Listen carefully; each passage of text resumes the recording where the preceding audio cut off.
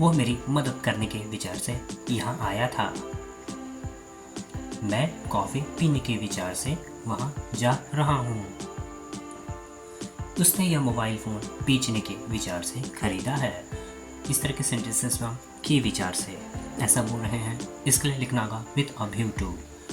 आइए इसके स्ट्रक्चर को समझते हैं। सबसे पहले आपको लिखना होगा कंप्लीट सेंटेंस, इसके बाद आप लिखेंगे with a view to. To के बाद जो मेन वर्ब होगा हम उसमें आईएनजी जोड़ेंगे और लास्ट में जो अदर वर्ड्स होगा उसको लिख लिया जाएगा।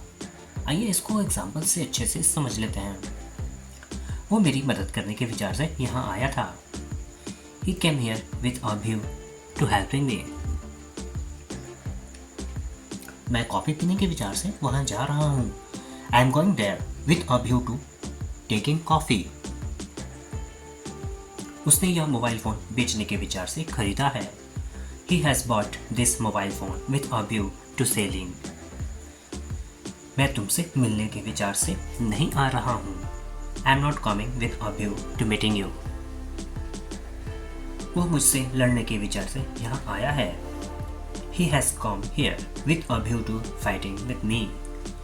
एक होमवर्क आपके लिए जिसका रिप्लाई आपको इसी वीडियो को कमेंट सेक्शन में करना।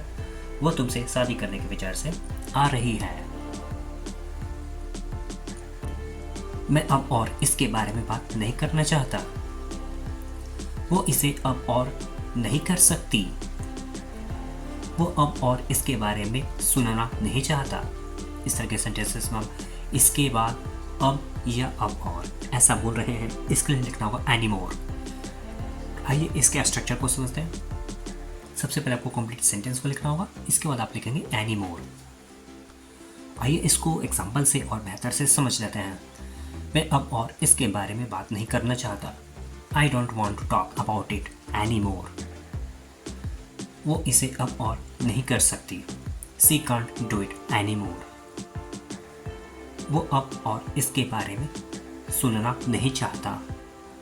He doesn't want to hear about it anymore. मैं आपको अब और पसंद नहीं करता। I just don't like you anymore. निक अब यहाँ नहीं रहता है। Nick does not live here anymore. आप लोग अब और काम नहीं कर सकते हैं। You can't do work anymore. एक होमवर्क आपके लिए जिसका रिप्लाई आपको इस वीडियो को कमेंट सेक्शन में करना है। मैं अब और खाना नहीं खा सकता।